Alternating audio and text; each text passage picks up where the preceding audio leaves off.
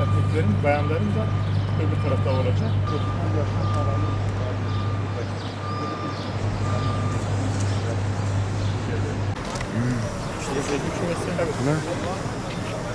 Bismillahirrahmanirrahim. Elhamdülillahi Rabbil alemin. Vessalatu vesselamu ala Resulina Muhammedin ve ala alihi ve ashabihi ecma'in. Ey bizleri yoktan var eden, birliğinden haberdar eden, Rahman ve Rahim olan Allah'ım, ham senin, nimet senin, mülk senin, eşin ve ortağın yoktur senin. Salât ve selam ediyoruz, haberdar eyle ya Rabbi. Ya Rabbi kerim kitabında İnnemâ ya'muru mesâcide Allâhi men âmene billâhi vel yevmil âhir.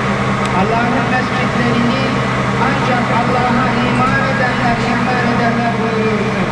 Ya Rabbi bugün inşasını üstlendiğimiz şu caminin tamamlanmasını nasip eyle ya Rabbi.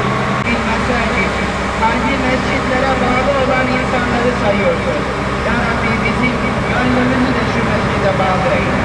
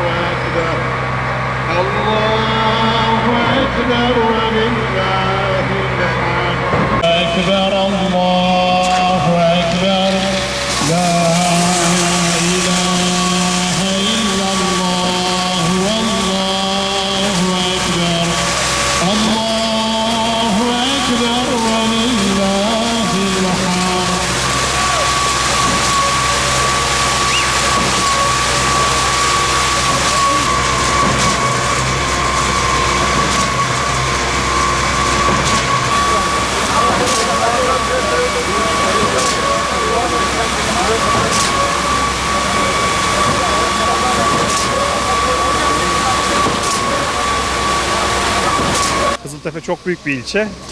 Camimiz kapalı alanda 3000 kişinin aynı anda ibadet edebileceği büyüklüğe sahip olacak. Sadece cami demek de belki doğru olmaz. Çünkü içerisinde bay taziyevi, bayan taziyevi, Kur'an kursu ve kütüphanesi de olacak. Belki külliye demek daha doğru olur. Ama Kızıltepe'nin nüfusunu ve büyüklüğünü düşünürsek biz daha büyük külliyelere ihtiyacımız olduğunda görmemiz gerekiyor. İnşallah bugün temelini attık. Allah hayırlısıyla tamamını getirmeyi nasip etsin diyorum. Buraya bağış yapacak hayırseverlerimize şimdiden Allah razı olsun diyorum. Allah Resulü döneminde mescitlerin birden fazla fonksiyonu vardı tabii. Düğünlere kadar sohbetlerin yapıldığı, dertlerin paylaşıldığı mekanlardı. Bugün camimiz bu fonksiyonu yeniden icra edecek inşallah.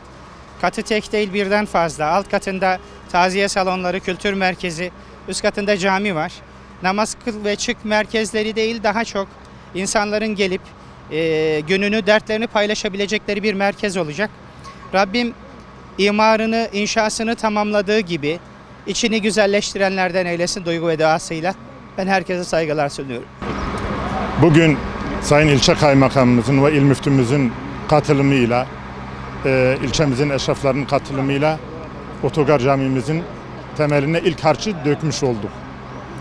1070 metrekarelik bir alanda kurulu bulunan ve 3000 cemaat kapasiteli bu camimizin temeli atılırken projesinde bay bayan taziye evi, mutfak, yemekhane, aile dini rehberlik büroları, ayrıca ana namazgahın hemen üst katındaki mahfillerde, namazgahın dışında gençlik merkezi, kütüphane, görevli odaları, çok amaçlı salonların tümü bulunmaktadır.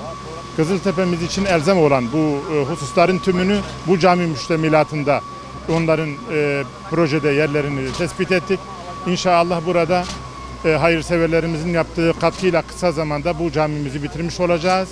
Kızıltepe'mizin en büyük camii ve sembol olacak camisinin Kızıltepe'mize hayırlı olmasını diliyorum.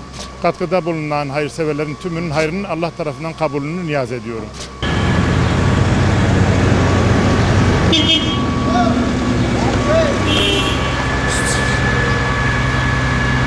Camiye otogarı İrome temeli ve abid. Kaymakamime, müftiyeme merdin, imamime, vaazime, eşrafi memleket او تبدهاتن مالوی دری تملی و آوید 1007 متر قاره آلاناویی جماعتا ما تقریبا 3000 انسان ويبستين الجامعه ما دبنوي تعزيه ويا زلامه هي ابيركا هي مطفخ هي مكانه هي جبو بيركا جيوان هي قران قرصو هي ان شاء الله ان شاء هاني بخير تمام مسلمانه ما قزل تبدس بكر ويبر دوام بك خد تعالى خيرك قبول بك وج قزامر خير له مبارك بك